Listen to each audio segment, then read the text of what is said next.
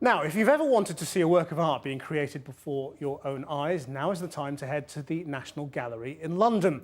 A painting which has already been in production for more than a year is now being completed in front of a live audience who can watch as every single painstaking detail is drawn using a stencil and then carefully sprayed on to create a photo-like reproduction of one of the capital's most iconic views.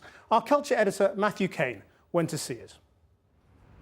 This is the view of Trafalgar Square from the roof of the National Gallery.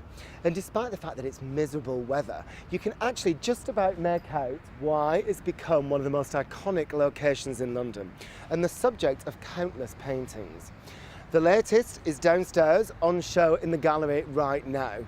But the difference with this one is that it's being created live, in full view of the public. Under their watchful gaze, the artist at work is Ben Jonson. After a long, meticulous process of plotting and drafting his cityscape, he's now painting in many of the details familiar to the public. But his view of Trafalgar Square from the roof of the gallery isn't quite as faithful to reality as it might at first seem. This is nothing to do with the reality that exists outside the museum. This is the reality that exists within the studio. Everything is manipulated. Why did you decide to have no people in the image? Because this isn't a real city. This is no grime, no crime. This is a dream of a city. This is an illusion of a city. What do you think the live element of painting in front of a live audience adds to the process? It gives me an enormous sense of concentration, because if you're confronted by 40, 80 people watching you, you either get absorbed by them and get diluted, or you concentrate even harder, which is what I've done. The second and very important part for me is public engagement, this breaking down of boundaries. The fact that this painting hasn't arrived in a gold frame with a little label. This is the byproduct of somebody manipulating materials.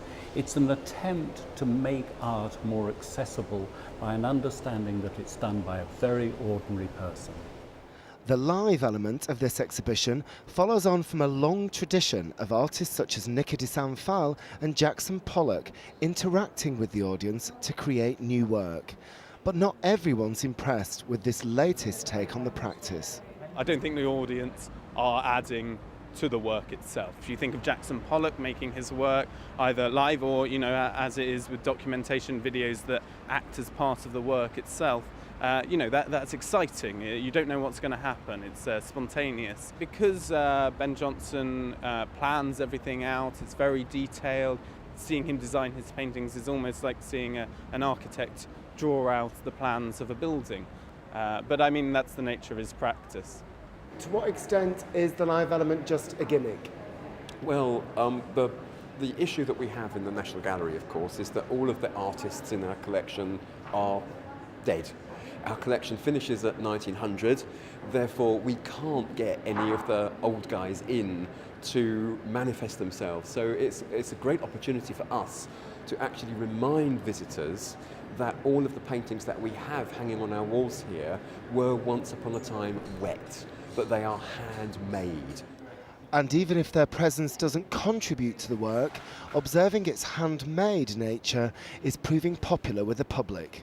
As large crowds of them look on, Ben Jonson has just 2 weeks to finish his painting.